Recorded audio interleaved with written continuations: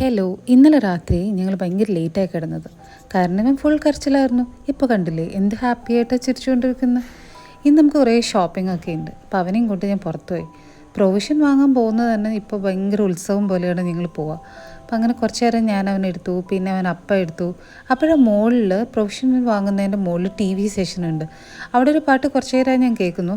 അപ്പോൾ നമുക്ക് T V വാങ്ങിക്കേണ്ട കാര്യമുണ്ടായിരുന്നു.